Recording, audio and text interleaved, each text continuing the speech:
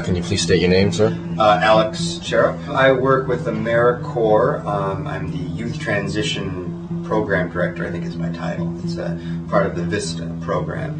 And I also work in coordination with Family Ties here in Las Vegas, in addition to the University of Nevada, Reno. I think society needs to start to look at the disability movement as the civil rights movement of the 21st century.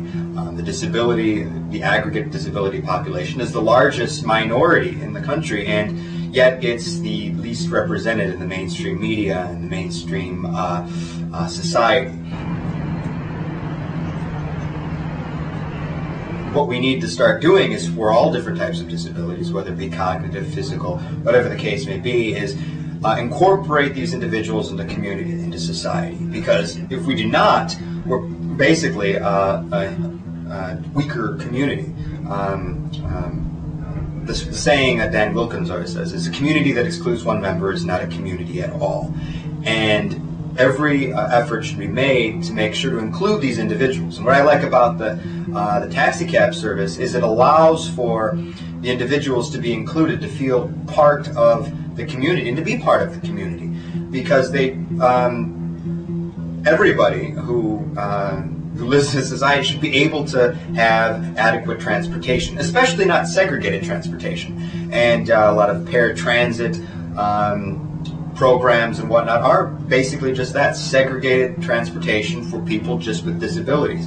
We need to start expanding our horizons and including them in the different parts of society, and transportation is a great place to do that. And there are so many stories of people being segregated, discriminated against in these transportation by many transportation services, and this is a way to put people in the position to handle individuals with disabilities, and being able to transport them humanly, and not to treat them less than they should be treated. With an organization or a taxi cab or whatever the case may be, a transportation service that is familiar with working with individuals with disabilities, so basic mistakes were not made just because the person is ignorant of the needs of some people with disabilities, and B, it also allows for the individual to feel part of that society. For instance, if the individual is going to go to the doctor as an independent individual, instead of having to call a paratransit service that is labeled as something that only people with disabilities should use, they can call an actual taxi cab and be involved in a transaction that everybody in the community should be allowed to do. So at that point, the individual becomes part of the community in a way they were unable to begin with. And not only are they participating, but they feel comfortable and they are respected as they should be. And eventually, with organizations like this and businesses like this, it will encourage the larger transportation businesses and communities to say, we have to look at this differently. There's no reason why people should feel uncomfortable when riding one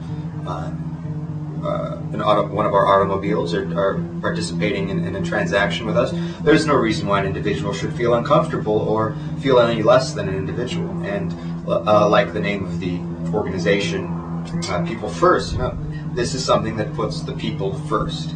And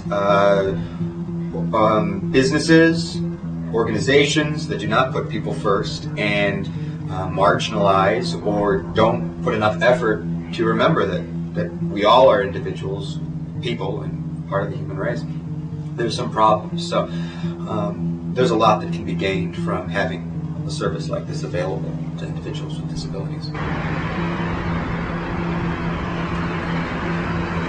We have to allow everybody the chance to continue to be, to continue to expand, to continue to grow.